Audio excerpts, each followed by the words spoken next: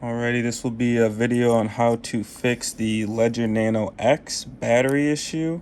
For me, what was happening before was my Ledger Nano X would not stay on, and even just like a little slight shake like that would turn it off. So let's get into the fix. I'm assuming you kind of know how to take apart your Ledger Nano X. You pretty much just squeeze this to pull it off, and take either just some kind of small little pry tool around one of the corners to pry the screen up, and we're going to do that right now. I haven't taken apart my Nano in a second, so bear with me.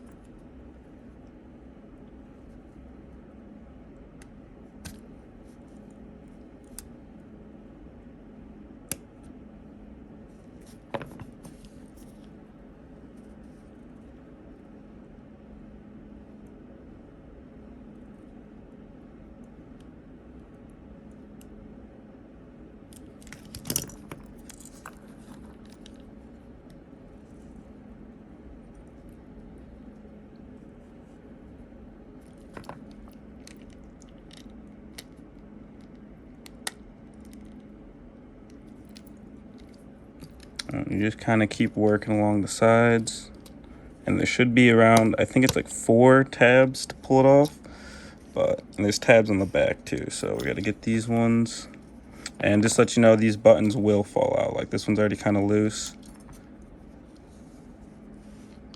This is for anyone that's really hasn't taken apart the Nano before. But then the screen pops off, or I guess the little plastic cover, screen's still right here. And then you just got these 2 little buttons, boom, boom, and then you got the screen and the actual PCB board behind it. You can kind of already see where I added a little red tape, but I'll show you kind of what the problem is. So this just pulls out. Okay, and now this is where you can kind of see where the problem is. These are your 2 contact points. I believe one is most likely a positive and one is a negative. The 2 gold parts of the parts I'm talking about. Now this is where your battery connects to, or needs to connect to. These 2 little gold parts. Zoom in on that. Right here and here. And pretty much what I did is put a little piece of electrical tape on both the top side of the battery, and I just kind of bunched a little bit up in this corner right here. And all this is just electrical tape, like nothing special. I'll show you that in a sec. And the reason why you do that is because the actual contact points are on the battery, and they sit right here and here.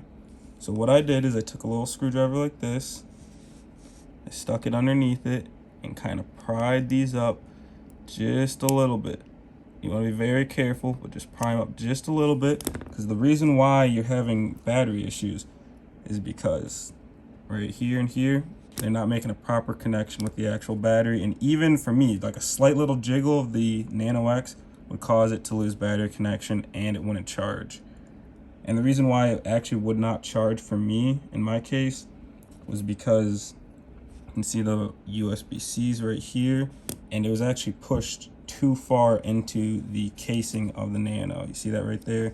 So that's where I put this little bit in the back to just kind of build it up. It's most likely a tolerance issue due to this casing, is my guess, is why people have these battery issues. But after that, it seemed to have fixed it for me. And this is all I did was put 1 piece of electrical tape going the length of this, and then this one was most likely, I want to say like 1/4 or 1/2 inch of electrical tape, and I just kind of balled it up and folded it in this little pocket. And you can see there's two little channels on it. Let's see if you can see the top and the bottom. And that's pretty much all it has to be in between. And you just put everything back together, and it seemed to have fixed all of my issues. Also, I didn't mention it before, but there's two of these. I'm guessing you assume this, but there's two of these you need to pry up. Both of those you need to kind of pry up, and it's the same way. Stick a flathead or something in there, get behind it, and pull it up just a little bit. And after that, you're ready to put your Nano back together. So you just start by sticking that in, making sure that lines up, pushing it down.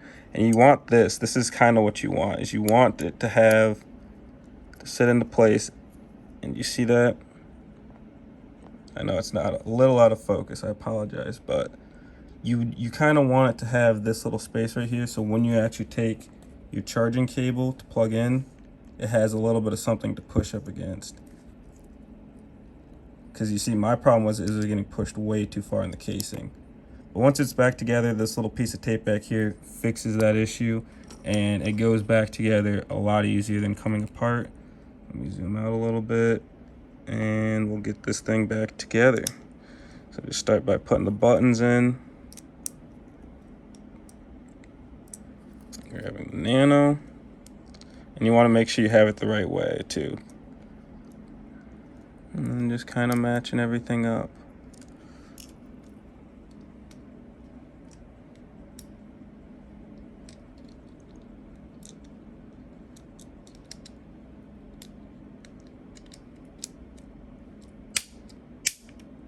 And there you go. You just want to make sure it's all secure, snap it down, make sure your buttons have that tactile click. Alrighty.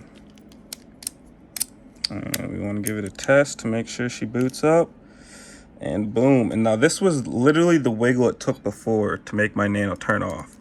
A little wiggle like that and it would shut off. And now, I mean, you can wiggle that sucker. She is good. Good to go. So yeah, that was the Nano X fix for me. And yeah, hopefully it helps you guys out. Any more questions, feel free to post them down below and I'll try and respond. Oh yeah, let me show you this. This is the last thing. So the reason why you put that little piece back here is to help with connecting. I'll just show you that real quick. Boom. It should be charging. Yep, there you go. Oh, apologize, iPhone triple camera going at it. But there you go, you see it, it's charging. I'll unplug it. Boom, there you go, folks. So hopefully that helps you guys out. And like I said, just leave a comment and I'll try and respond.